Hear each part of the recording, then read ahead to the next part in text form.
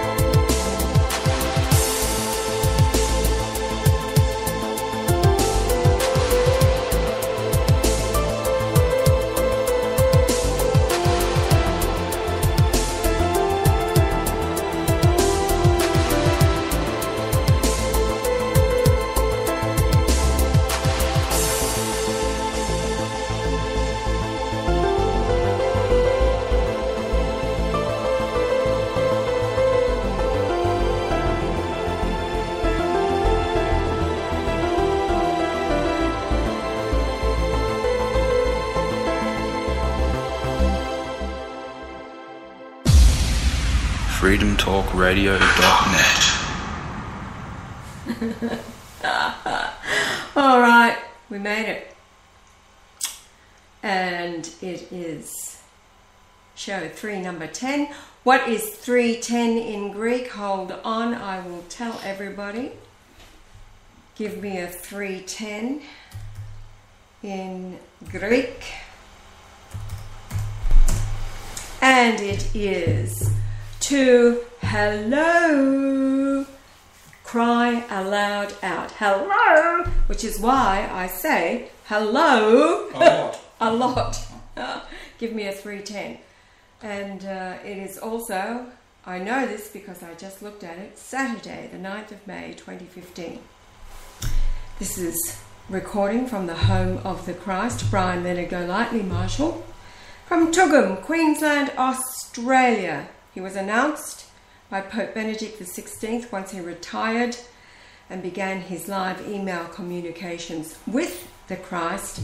He then announced for the second time in history, "Thou art the Christ," in his famous apostolic letter he called In Christum Credent. Then he was cut off from communications on April the 3rd, 2013, the 1980th anniversary of the crucifixion, when the Antichrist Francis, who had been told on March the 23rd, 2013 by Benedict that he had indeed been in communication with the Christ, Francis rejected, of course, standing then in opposition to the Christ, which makes him the Antichrist. Anti-anything stands in opposition to the one that is opposing. So, it's Francis. Since then, the rest is history. Benedict cut off communications.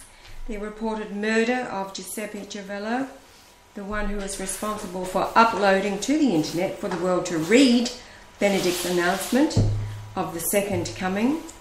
The disappearance then of Sister Maria della Rosa, who did get a letter out to us 6 months later, describing the events of that night, and the disappearance and supposed, or presumed rather, murder of Giovanni Rossini, who uploaded the apostolic letter from Toronto, Canada, when Giuseppe realized he was being stopped from uploading it in Rome.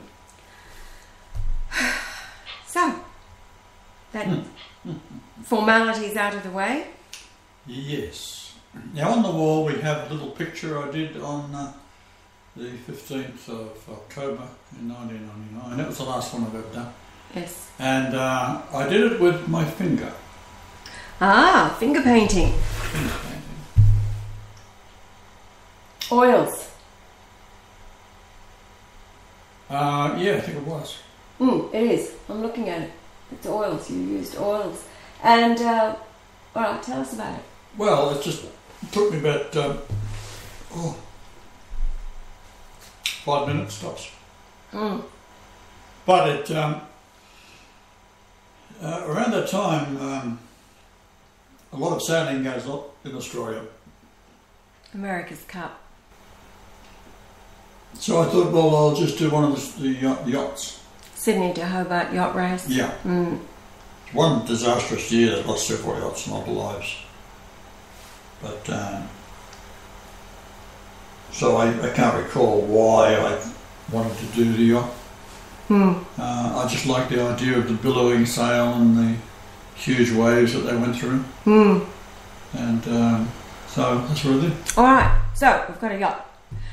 Painted by the finger of God in oils. He was having fun that day. I'm thinking about children and their finger paintings that they do in kindergartens, etc. It's all about the fun of it. What shall we make of this? Alright, what do you have to talk about today? Anything? Well, interesting thing with the ongoing saga of the Bible, and that is that all of the nations of Israel, which are, of course, the United States, all the people of Israel, a mixture, if you like, that have accumulated in Australia and this place, where the white people went to. And all of Europe, they're the 10 nations of Europe, are the revelation of the seven heads and the 10 horns. And the 10 horns. And so, bottom line is that none of them are going to roll over. The only way you get a nation to go in a different direction is when you occupy it with arms of thousands and thousands of men, and you armed forces, and you win the war, and then you put in your own system. You don't get rid of all of the people that hate you, but what you do is you do get into control. Now, biblically, the Matthew 21:43 verse, if you could bring it up, Sweetness, and give us a read of it. Right. Is about the rejection in the previous verse, which lines up with Psalms 118:22, and it's the stone the builder's rejected has become the head of the corner.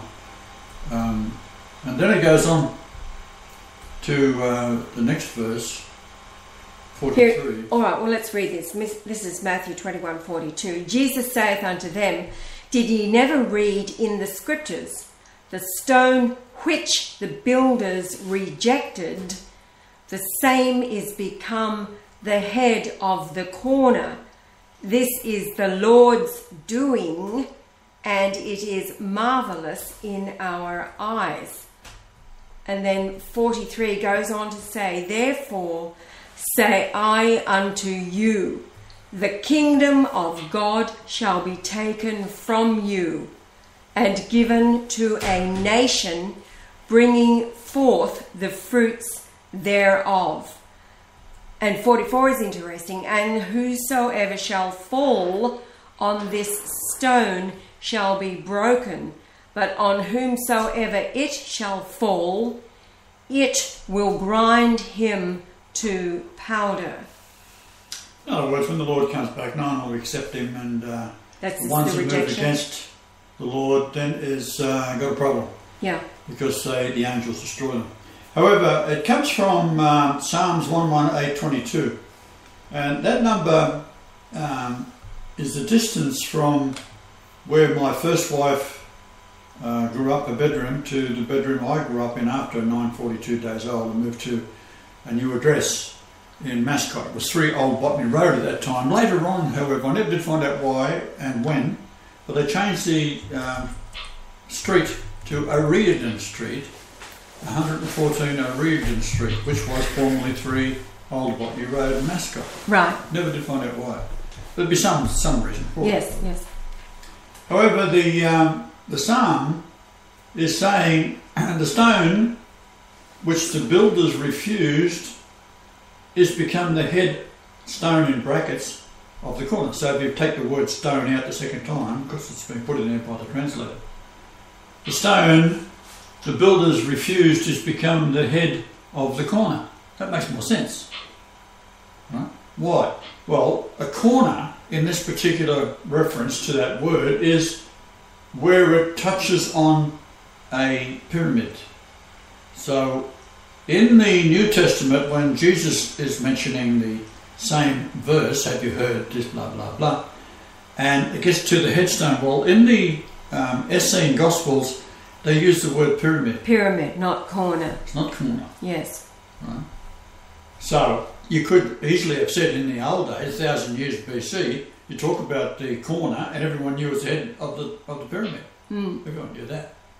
Because it's got touches on four sides. The base is four sides, so it's got to touch the four sides. And as the pyramid tapers towards the top, then you come to a fine point, a pinnacle, and that's what it says, what it is. So it's the pinnacle, figuratively, but they also say it's a bulwark, which is from a 6-4-3-4 an angle. So the pinnacle is the four angles coming together, which of course is the rejected capstone. Yes. All right, that's very nice.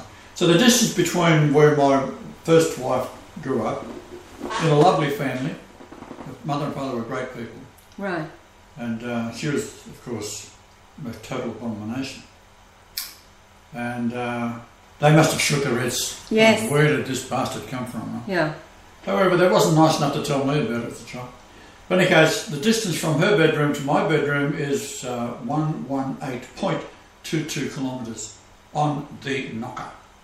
So that's how the perfection fits myself. Now, when we go into the modern or New Testament, it's talking about the same has become the head of the corner. It's referring to the same thing, all the same words. And the next verse is what? What does 21:43 say? Therefore I say unto you, the kingdom of God shall be taken from you and given to a nation bringing forth the fruits thereof. So it's a little disclaimer. All of these Christian nations don't bring forth the fruits. They allow the Jews to dominate. They allow nice people, aren't they? You've got to admit that. I mean, I don't know why people put Jews down. I really don't. However, I'll go along with the popular mob and then we'll do them all in. No problem. But I think they're lovely. It's not personal. Little ringlets hanging down, little snakes on their head. Serpent. They bob back and forth like it's just it's a sexual thing it's against just the wall. sickening. You know? It's disgusting and You sickening. know they bob back and forth in Jerusalem? Yeah, it's a sexual thing. It's a thing. It's a sexual death cult that we're It's a serpent cult. Serpent cult, yeah. That's why they have the little rings go back and forth. Looks very cute, I thought. Yeah. However, anyway, moving right it's along. the wrong bloody wall. Listen, that's the wall of Yahweh because the other one was destroyed. Right, the wall that was destroyed, or the temple that was destroyed, was built by Cyrus as a gift to the Essenes for the Yahweh. Yes, yeah. So but Jesus goes in there and he says, "Down to my temple. father's house." He wasn't talking about bloody Solomon. No. Right, moron. So here they are, all bobbing back and forwards. I think they've got this piece of. It must be very hard on the old. Well, I'm not going there. Now, as it turns out, of course. They're all stupid, so what do you do with stupid people? Well, you just got to ignore them, right? Unless they're taking over the whole planet, then you've got a problem. But the whole world is stupid. I mean, all these biblical terms are stupid to me. Like Beelzebub, who gives a fuck with Beelzebub? Oh, did I say the naughty word there? Beelzebub. Who cares what Beelzebub is? Right? Well, it doesn't matter. What you really have in this modern day is a God that turns out to be quite loving and quite logical, and calls a spade, right? If you're an evil bastard, you're an evil bastard, right? I'm going to sort you out. It's angel time.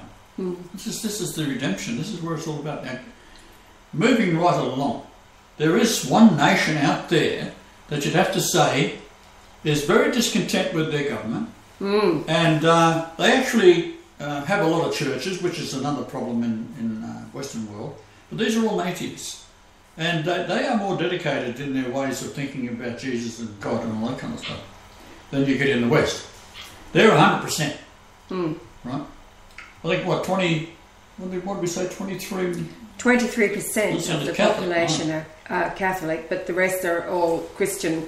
All sorts of Christians. The entire country, at the 2000 census, it was 96% of the nation were Christian. They associated with some form of Christian church. So, this could be a nation that is bringing forth the fruits thereof. Now, what happened was this. We went up there and started curing 2008 AIDS in particular. And all the numbers fit perfectly. And what nation are we talking about? We're talking about Papua New Guinea. Now, Papua New Guinea was controlled by Australia. So it was under the protection of Australia, or the domination of Australia. depending on which end of the book you're looking at. And they got their independence on the 16th of September 1975. Now that's very significant because my age on that date was 31.68 years old. Yes. There's your Lord Jesus Christ. Ta-da! This is a hello. Give me a 310. Hello. Okay, so we go up there, and of course we get called Antichrist and everything else by various people, and who had a reason for that, because it would mean that they're going to lose their job. This is the AIDS Council. A lady up there who we actually cured of AIDS. She's become very healthy all of a sudden. Yes. But then she turned on us because unless she continued taking the drugs, which was given to them, which is the AZ2, which kills you, you don't die of AIDS, you die of the drug they give you. And we got text messages, go home, Antichrist, all this kind of stuff. That's right, yeah. And she was removed as president of the... She was removed because of what we did. Right? Because when there's... she was the head of a spokesperson for the AIDS Council. And Anglicare, all of it. She became a star. Anglicare is Catholic and Anglican mixed together. So they're all in the same bed. Anyhow, they have these meetings every now and then, and her job was to report anything new that come through Anglicare of the officers, and because that's where she got her pay from, and she was a star. She was actually in some of the books. They made a movie about her. Movie and all that kind of stuff, right? So she loved it. Right? So all of a sudden we come along, we're curing. Hello, what's this mean? There's going to be no job left. Everyone gets cured. What's going on? We could have cured them. If we hadn't got ripped off when we got up there, we would have been able to go all over. But all the money we had was ripped off by this thief. Right? $57,000. Yeah. So as it turns out, that money today, if we still had it, was in gold. If we still had it, it would be worth $300,000 more. Maybe more than that. All right, so I wasn't happy about it. But that stopped us going all over the country, putting up healthcare clinics everywhere, and curing a lot of people of AIDS, because we had several places we knew we had to go to. Garocco was one, for example. We were going to go to the Highlands. And all this equipment cost money, and you've got to buy vehicles as an ambulance and all that. So when we had nothing, that we went as far as we could. But there is two lots of people still doing the work up there. Now, as it turns out, a day was selected, I guess, via the government or Christian people. It was just... But what happened was... Well, you tell the story. Yeah, change of government. That's what happened. Michael Samara got really sick. He's out. And then the guy that took his place just happens to be... His name is Peter O'Neill. His father is Australian of Irish descent. So he got together with a native Papuan and produced Peter O'Neill, born in 1965, who is now the current Prime Minister. But before, when he was put into office, but before it was actually ratified, because it took 12 months to ratify, he had been approached by a group of churches who had approached the previous government, and nothing came of it. So they approached this guy, he's newly in office, and he okays it immediately. So 15 days after, he said, okay, he called and made August the 26th, this was the year 2011, but he called it from thereafter a Papua New Guinean national, or rather public holiday. Why? It was called Repentance Day because the churches approached him wanting to call a national holiday so that all the people would have time to go to prayer for the sake of the government leading the people and the nation, the people themselves so fed up with the corruption, rampant corruption, when we were there in 2008, our first time. That's all that we heard about, and on TV, radio, whatever, is the corruption within the government. Well, it's understandable what happens. And their government had been known as a revolving door. Why? If the people raise up after you're in office, after 18 months, and they don't like you, then they can turf you out. This is the people. This is what was happening over and over again. Why? Because you'd get their elected MPs representing their villages, ordinary men who have come from more than likely places of poverty and suffering, suddenly placed into positions of power where they're now managing portfolios of millions of kina to distribute amongst their constituents. Well, of course, they've got their buddies who run the who run the construction companies, whatever, and so corruption was rife. The siphoning of millions of kina into the pockets of these politicians because they were feathering their nests to retire on. Take care of their families and retire on by feathering their nests for the very short time that they realised they'd be in power. So it was the revolving door. All right, so the nation's people themselves, the churches, the congregants, tired of this corruption, calling a national day of repentance, a public holiday where all the public can go to prayer. And guess what they were praying?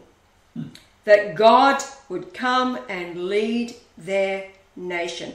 Hello, I'll say it again. Give me a Greek 310, the number of this show. So we were there from 2008 and 2009. Many people learned that Brian is the Christ. They had no problem. They were overjoyed. We were healing them of their diseases, literally raising them from the dead, because a lot of them couldn't even respond to say hello as we were hooking them up and cleaning their blood. Joel can read all about it. And the Lord will cleanse their blood. And it talks about the gathering of the dark-skinned people. Well, this was fulfilled in Papua New Guinea. The one man in particular, you've all heard this before, Jimmy, he had a dream. 2 months before we arrived in the country, Jimmy had a dream. In the dream, he was lying on a bed, not able to move because he had AIDS, and under a great big tree. And in the dream, a tall white man approaches him with a very large German Shepherd dog. And the white man says to him, "Don't worry you, I'll fix you." And the German Shepherd began to lick him all over. And based upon that dream, Jimmy did not touch the deadly cocktail of the AZT drug. That when you are determined to be HIV positive, which is a crock in itself, you go under the law there and you are put on the drug. It's the drug itself that kills the people up there. Jimmy refused to take the drug and announced to everybody, the Lord is coming to heal me. So when we, of course, turn up, and we had advertised across the back of the white vehicle that we bought and left there for the clinic, the phone number, and his wife Lucy took down the phone number and we got a phone call and we picked them up. The family, Lucy, Jimmy and little Angie, 7 years old at the time, picked them up from under this huge big tree at their village. They waited for us. We picked them up, took them back to Gabaka Road and treated them. And it was there that Jimmy told Lucy. Lucy was the one speaking much better English than Jimmy. He spoke in his language and told Lucy that Brian was the man that he saw coming to heal him in the dream. So Jimmy had no problem. They knew, and as a matter of fact, they christened the little white Suzuki Ignis, which means light. They christened it the Jesus, the baby Jesus car. As Yah, once again, you know, it's a my-size car. It was great for me. Yah unfolds himself out of this tiny little vehicle, but that became the ambulance, if you like, for the vehicle. We used it to pick people up. Because to rent a car in Papua New Guinea is ridiculous, and to stay overnight in this very ordinary accommodations. We ended up staying in a brothel there for the first 5 nights because we could not afford the hundreds of Australian dollars to stay in these very ordinary places in Port Moresby. But that, and it's still the same today. To rent a car there is $250, $300 a day. It's ridiculous. And then Yah found one where it's $8 a day, and I think, yeah, totally. I mean, it's hundreds of dollars a day for anybody to go there and stay within the place. So we stayed at the, what was it, Red Hot Chili Peppers place? Yeah. Chili Pepper was called, and it turned out to be a brothel, but it was 99 kina, divide that by 2 and you've got approximately, 45 Australian dollars that was affordable for us at the time. Then we ended up staying with Nix and Mary. Again, I told the story recently. Nix ended up being in the hospital through the stress of having borrowed money from a woman. Was she a Chinese woman? But anyway, somebody who lived there. A loan shark. A loan shark. He borrowed money from a loan shark to pay for his son to go through medicine there to study to become a doctor. Nick ends up through stress, this woman hounding him. So bottom line is we pay the debt outstairs. Turned out it was 1,500 kina. We paid the debt to the loan shark, and then we were paying... tried to commit suicide. Yes, Nick's tried to commit suicide, the stress of all of this. But they send the thugs after you, They do. Oh yeah, they have no compunction there. They do. They hack you to death over there. These were, as we were telling people we were going, they were worried about the headhunters dropping out of trees and all kinds of things. And anyway, so yeah, we paid the loan shark for Nix, and then we were paying Mary, his wife, what we were paying at the Red Hot Chili Peppers for us to sleep on their floor in one of their rooms. It was Bradley's room, wasn't it, that we took over. And anyway, it helped the family out, saved Nix from all the stress. And of course, that's where we established Tobacco Road. One of the clinics people learned and just began coming there. We had to move because it was a government compound, and once people saw how many were coming there, then we had to go. So basically the people want God to come there and rule their country for them. Yes. To make sure it's right. Yes. Okay. And it was through this Peter now, the current just one of the fellows in his little rip-off merchant, what was it, 780 million? 780 million kina taken out of pension fund. Cost the government. No? Taken out. This is the corrupt. Didn't get charged with anything. No, this has happened over years. Even the dude who's Prime Minister now, he was involved from 1999 and named as who got millions of kina. Nobody's been charged. Nothing has been done. I was approached by a fellow who's got a small newspaper, and he was the ex-fire chief of New Guinea, and very nice, likeable fellow, well educated. And he asked if I was interested, or could I come up with a way to save the mine on the head of the Fly River.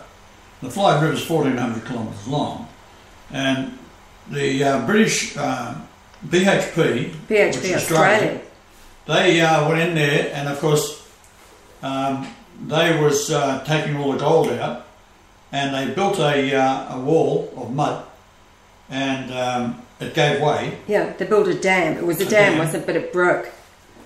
And that flooded the Fly River. And polluted it. Polluted it, and then there's people that live along it who got their fishing out villages, of the Fly, yeah. No more fish. Yeah. So they approached me, and the deal was 2 billion, with a B, kina. Was the what was the contract? budget for it? Yeah. Budget, right? And because he said, well, can we get in on this? And I said, well, sure, I'll design it all up here, no problem.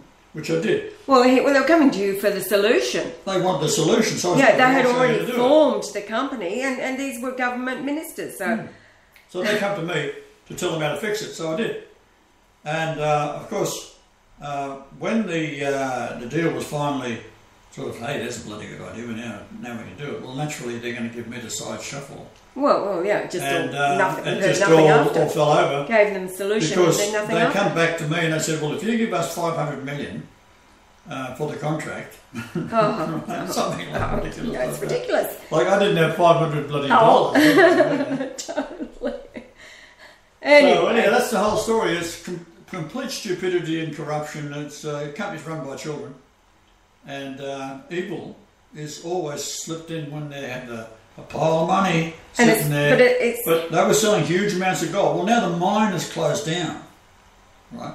So the amount of money, like 600 million or so, or billion, whatever, a huge amount coming out of this mine, could no longer continue because the World Heritage got in on it or something like that. Yeah, they were about to And closed them down because they couldn't solve the problem of the pollution of the river. pollution of the Fly River. Right? But the people who lived along the river were getting 25 cents a day in compensation. 25 cents a day. And all the beer they could drink. It's... This is what you've got to put up with. So a family of 4 gets $1 a day. For compensation because they can't fish no more. Yeah. Now this is when we went on our return trip in January. We'd healed hundreds. We treated personally hundreds in our first trip. So they're all strong. By our second trip, we go back there and they're all strong and they were able to pick up their lives out of the immediately. blue, we get a phone call from the fellow Jimmy. And, Now this is today. Yeah. Yesterday, day before, whatever.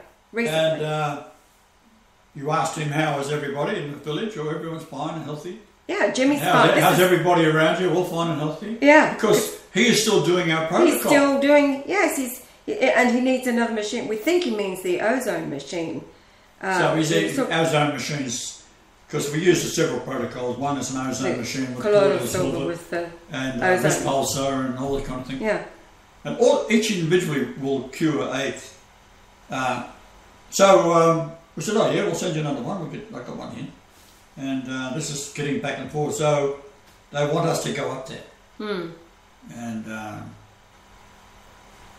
well, we're thinking about seriously doing that. It's not that expensive, but... but what did happen is that in learning of the new change of government and their repentance days, that I sent that message. Well, you sent a message to the Prime Minister and telling him who I was, recognised by the Pope, we're the ones that started the AIDS cure. That's why there's no, which they've been predicting for years, they're going to be completely Yes, I did read another ABC. I did read another ABC report from 2014 which says the predicted AIDS epidemic did not eventuate. Hello? Incurable. Because the faithful were still true to being faithful to continue doing what we showed them to do. So this has been 7 years, so they would have cured 50 a day. Do the math. Oh, well, whatever it was. Between them, I'd say 50 a day, so that's times 350. Now, you had your 12 minutes that went to air in March 2009, and it was Stephen Marshall who did it as best he possibly could, and you were able to say that you thought it was a conspiracy to keep the AIDS virus alive, as demonstrated by when we can come in and so cheaply cure people of AIDS. Because now, just to show you the numbers, we set a big drum up at the compound, 200 litres, and we'll put a long stick of silver in it and supplied the voltage to it with a little transformer, etc., and showed them how to do it, and how to get the clean water and all that, blah blah blah. Well, people were coming in there who couldn't afford it. They just fill up their bottle of Coke or whatever, empty bottle, and take it home. Well, that's enough to cure you of AIDS. Now, if I said 50 a day, that's minimum. We was doing 50 an hour.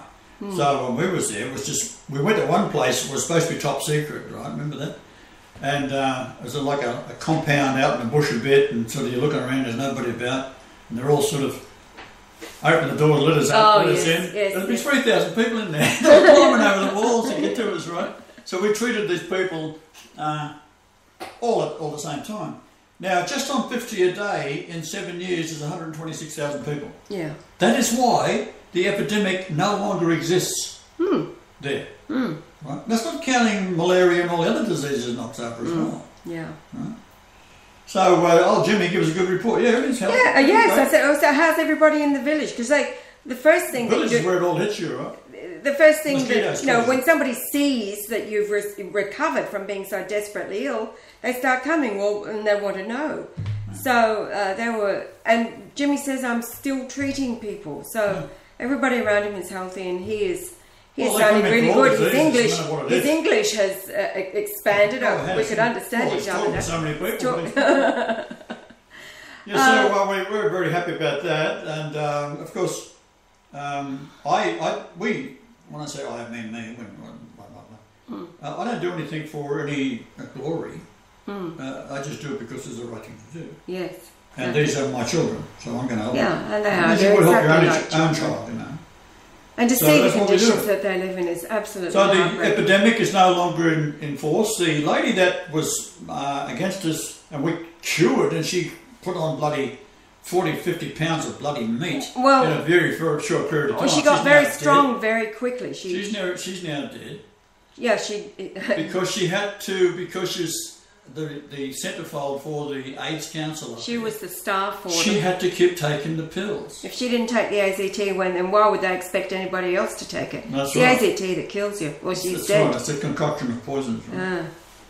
Yeah, so... but she was the one that called us Antichrist, and she was the one that refused to help us because of the money that... and that was seen in a dream the night before that she didn't show up for her first appointment, made another one. That she was concerned about the money running jogging around the block. Yeah, anyway. Yeah, so these people like her, we went to her house where she's living with her parents, and I mean, it is... Utter poverty. But here she is, she comes walking out in a beautiful dress and looking great. Great big silver earrings. Never says thank you. No, she was... She's thinking, oh shit, now I'm going to lose my job because I'm looking too healthy, right? That's how these silly people think. So, okay, stop us, let everyone else die. Yes, and now she's that's dead. what they're up to. Well, that's her reward. And we told her that night. Who said it'll kill her? I told her that she was removed as president of the council. His holy angels removed her. I told her, I said, you're going to be, because she's in the star position, and what she could have been the spokesperson for us and the what cure. What she was supposed to do, they come from all over the islands and sometimes out of the South Pacific. And she's supposed to report in her monthly report, has there been any breakthroughs? Yes. Well, she had a breakthrough, she'd been cured. But she thought about it and she thought, well, I'm going to lose my job. Yep. And I told her, you're going to be removed. I'll have you removed. Right? And she was. Because she wouldn't...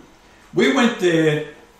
There's a Salvation Army has about 40 to 100 people come every week on Wednesday to get food. So they were also all dying of AIDS. So we go there and cure them all. And Moses was a fellow, very, very lovely man. He lined it up so we could go to the meeting of the AIDS Council in one of the big hotels. Yeah, the holiday. And to be there at a certain time. So when we go there, they said, you should have been here 3 hours ago, whatever the case may be, and you can't get in, because we were going to address them all and tell them how to do it. Right? Well, that was all due to the prevention of hidden forces to stop us addressing the entire AIDS Council that would be represented over the South Pacific and of course Papua New Guinea in particular. And they set this Australian white woman on us, Susan. What a dog she was. She was, wasn't she? Man, she came... I've been HIV positive for 20 years.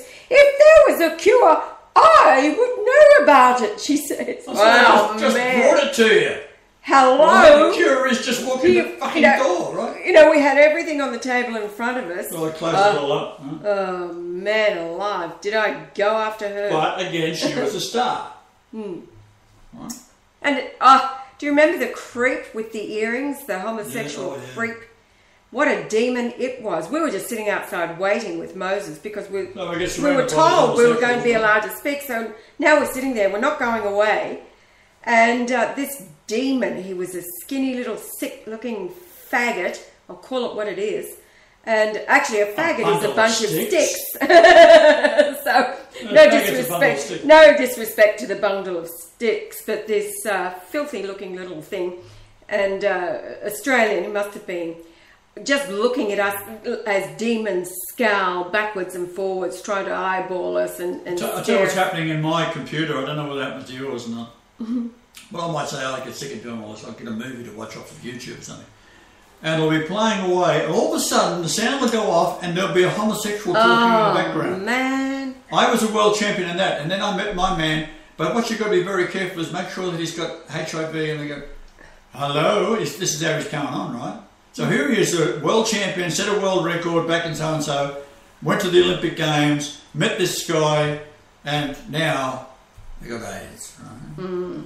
He said, you should be very careful who you go with. Like giving you... This is interrupting my John Wayne bloody movie, right? I wish I had a gun, I'd have gunned him down. And that's what we're up against, right? And then, of course, the Nestle-sponsored billboards all across the beauty of AIDS. Beauty of AIDS. This lovely family scene with the child. Put it on a camera. The beauty of AIDS. And then down below, 100% avoidable. Well, just kill all the mosquitoes. The AIDS virus, 4647773, was invented. They worked on it for 50 years. It was patented in 1987. We went up to the hospital invited by the doctors because they couldn't do nothing. By the nurses. It was the nurses. By the nurses, but the doctors okay. The doctors said okay because they had no drugs to treat anybody with anything. So the head of the nurses comes down and she's sitting outside with me. Oh, I found that today. Her name was Alomita. Yeah. And she was telling me, I said AIDS is not spread by sex, it's spread by either injection or mosquito. Flying hypodermic. And then she started to tell me how the AIDS Council said that the mosquito doesn't spread it. Oh, yeah. I said, look, do the AIDS Council cure any of you of AIDS? I said, why are you sitting here? Why did you come to see me to get cured? What's the deal? Yeah, she was a nurse, so why are you here? Why are you here? She said, oh, but they said they are the people that's killing you. I said, I can cure your AIDS, they can't. So yet you're arguing with me, telling me how and why and so forth, how you get AIDS or don't get AIDS. Remember the dopey bitch, right? Yes. Anyway. That's what you got to put up with it, right? Yes. Educated idiot. Yeah. And then on the other hand, we were remembering about the village people at 8 Mile, who they learned who Yahweh was, because I was telling everybody, this is a Christian nation, they're all praying to Jesus and want him to come back, so I'm telling them, well, this is him. Well, they received the news and they started calling him King David, and this 2 brothers were responsible for gathering all their crew together and voting in a certain member of parliament. So that they were saying to us, listen, we hold the power. The people here in New Guinea hold the power, and that is obvious because it's the rotating door. When the corruption flares up again, it's being exposed, and then they're out. It is extraordinary. Yes. The country is extraordinary. I love it. Here it is. Now, we met the clown that it actually designed this. Oh, we did too. Our dinner on the last... Got it on the screen here. Anyway, I'll say hello to you guys. You're there. Thank you. Ross and Rodney is there, and Adam is over in the chat room. And Ross said yes, he worked for St. Vincent de Paul Catholic Healthcare. He said they could not handle me speaking truth, so they ostracised me and called them fuckwits, of course. Now, what we have on the screen here is a hill, roughly a bit of a slide by the looks of it. Some very rough grass. Underneath this sign are 1, 2, 3, maybe 4 women and 2 children, and it's all just shanty. They're trying to sell a bit of produce, oranges or whatever. And all the other ones are all deserted because they're all dead. And above it says "Sunshine to Papua New Guinea." And then you've got the Papua New Guinea flag. Family forever. AIDS never. Beauty of AIDS 100% avoidable. The only way you can avoid a mosquito is getting a plastic bloody bubble. Right? Because they think it's all illicit. Well, these people don't have illicit sex. They're sure they had a brothel there, but nothing like you'd find in... No homosexuals. Oh, well, they had their area that had the ones... Well, they did too, that's right. Remember? What was his name? One grabbed me on the crutch, remember? Yeah, well, I wasn't there, fortunately. You dropped him off, and he was talking about wanting a wife like me or something, and perhaps you. He wanted you to drive him home. He was going to go for you. Yes, he wanted me to drive you home. I said, oh, no. No way, Jose. Now, this some guy had picked up our phone and put it in his pocket, and he stole it. That's right. And then I walked inside and I said, just phone that phone from Mary's phone. And it was ringy-dingy. He's standing there looking at me and his pocket starts ringing. I said, give me the phone. And he's a big fellow, big as me. He's a very large man Yeah. for a New Guinea person. Mm. So he said, oh, it just blatantly gave me a phony excuse. What he said he was trying to do was to take some money off that phone and put it on his own Put it phone. on his own. Because that's what they can do. Yes. If you've got, say, send credit. $10 credit or Kina credit, you can take someone's phone and give it to your wife or your friend. Yeah, send 2 Kina credit. Because to their them. phone might have run out, right? You can do that. Well, that's what he did. He was trying to do with our phone. Yes. That's what the excuse was. So in other words, he was stealing the credit off it and also stealing the phone. The phone, yeah. What was his name? It was, they're all biblical names. Oh, like Joshua or something like that. No, it wasn't Joshua. It was, wasn't Isaiah. It was... Beelzebub. Yeah, well, anyway, we'll call him that. So anyhow, that's what it is. So the beauty of AIDS, family forever, AIDS never. And I've got a young girl looking down on them. Oh, they're unbelievable. But they are children. Yes. And they are set upon. And The they foreign national live corporations. amongst utter poverty. While the politicians are putting $600 to $700 million in their back pocket and not getting charged because everybody in Parliament is doing the same thing. Yeah. So I offered the Prime Minister, through our communication, that I will come back there and within 2 months I'll have everybody cured of every disease in the country. And all the politicians will get pardoned. Have an amnesty. Amnesty. And then you start doing as I And then tell you start, as long as they start working for the people. Well, you start working for and doing the will of God. Because Right. God's on the earth. That's right. That's what it's all about. That's With nation, the isn't it? apostolic letter and the Pope and all that kind of stuff. Well, remember, we're dealing with people here that have a childlike mentality to start with, the best of them, because they come from a tribal background.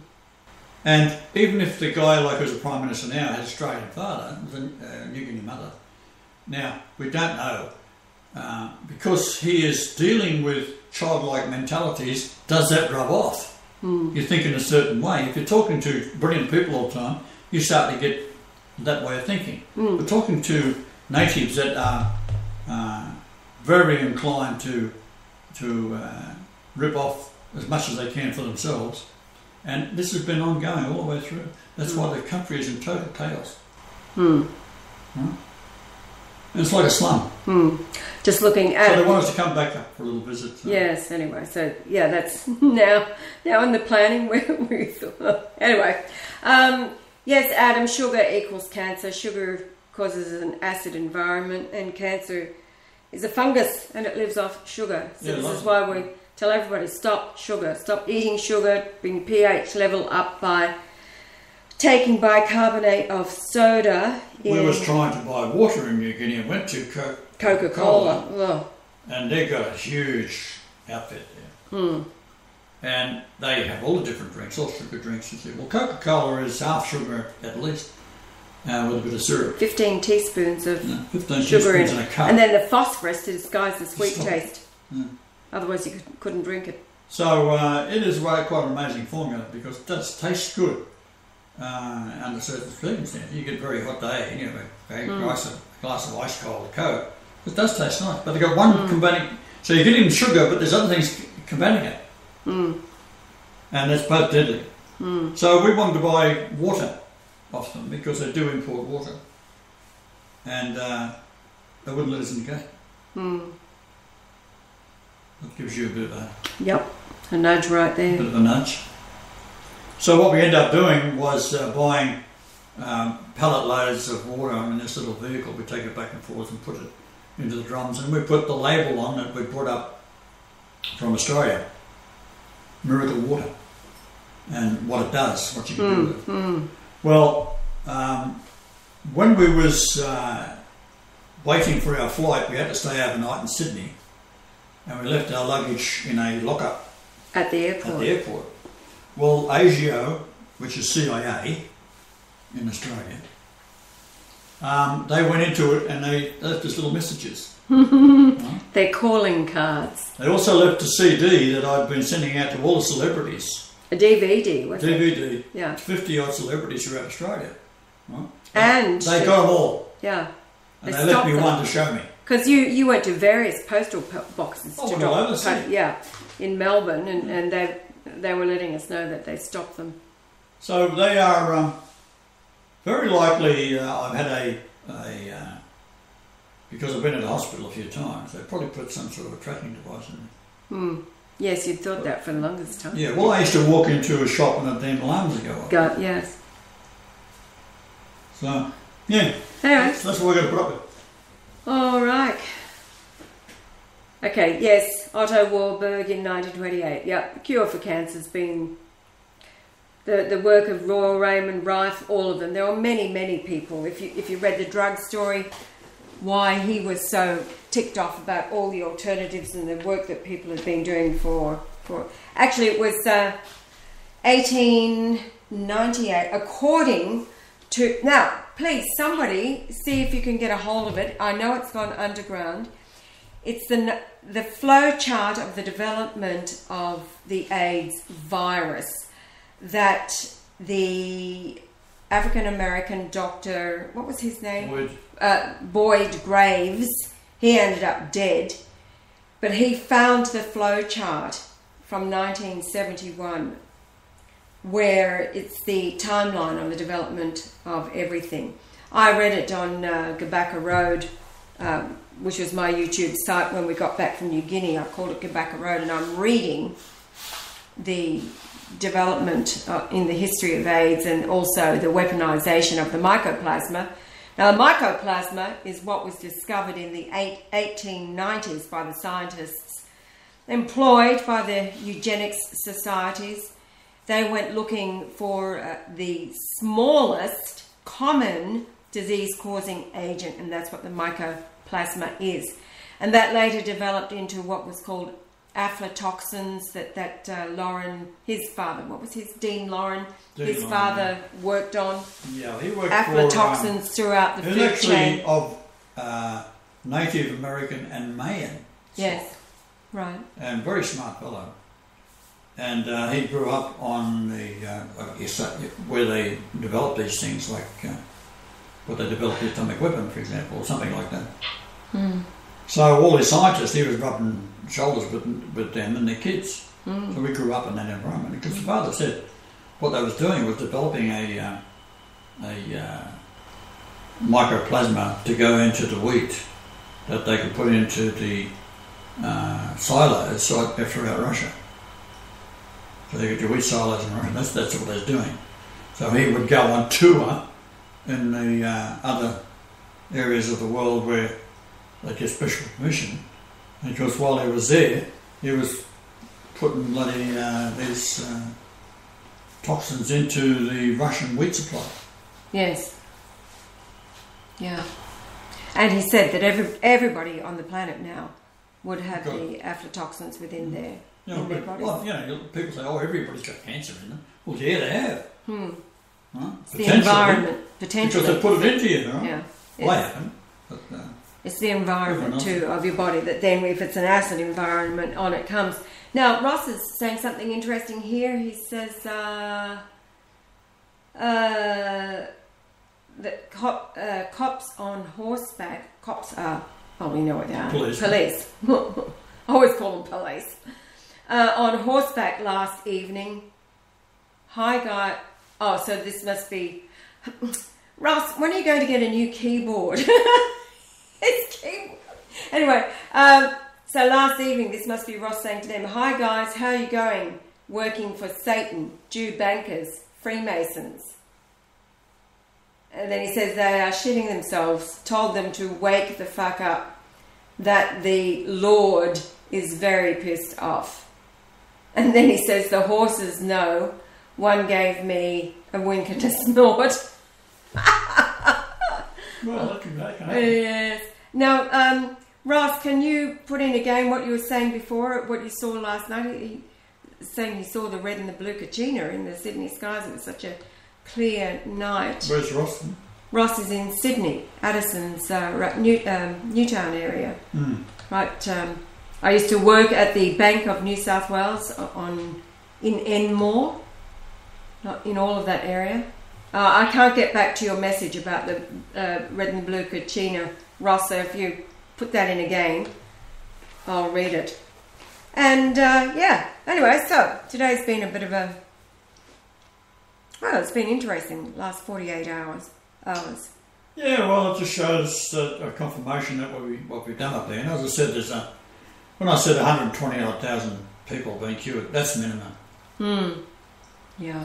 Like, we was getting so many people show up at 6 in the morning outside the gate of this compound, because everything in compounds there. You might have 20 houses, little shacks, owned by the government in this case, and they have a guard on the door, on the gate.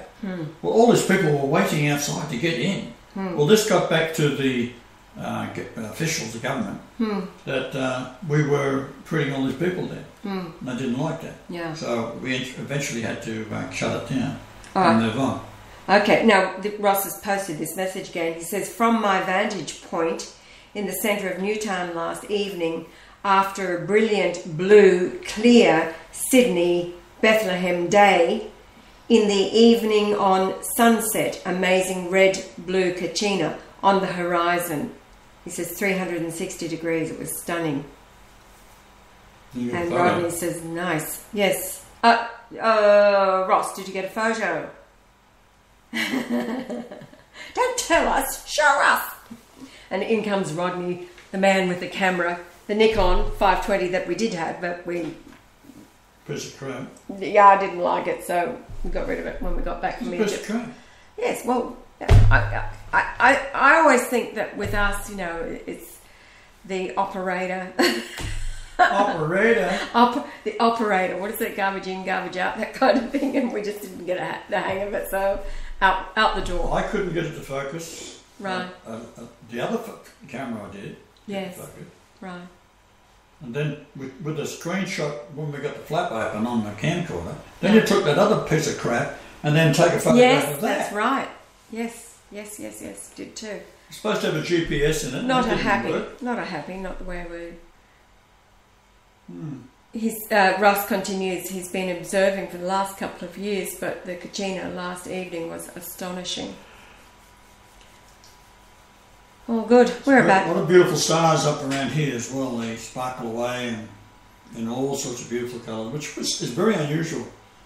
I've never seen stars like that when I'm 70-odd years old. It's only been the last little while up here that these things are so spectacular. They are. Sparkling diamonds. All right. So now we're heading for New Zealand, leaving in August. Well, that could be on hold, I know. Yes, yeah. I'm thinking about what. Yes, it's all coming. We can do something in New Guinea, and we'll go to the Prime Minister if we can get in. Right? Because I've offered them, like, it's pretty obvious when he's an educated man from his father's an Australian, so and he's no idiot. So if they say, well, this is the God factor coming in, then we will do it under the auspices of God, and we'll keep our money. That's the deal. Keep your money, no prosecutions, amnesty. Right? That's it. And forgiveness of your sins, but you do it my way. Yeah. Or it's the highway. Just like the little one. So it may work. But the country was given its independence from 31.68 years old. And the date that they called that first Repentance Day, 26th of August 2011, you looked up then your age and it was Victory, wasn't it? Yeah, it was Victory, yeah. Anyway, so it's all coming to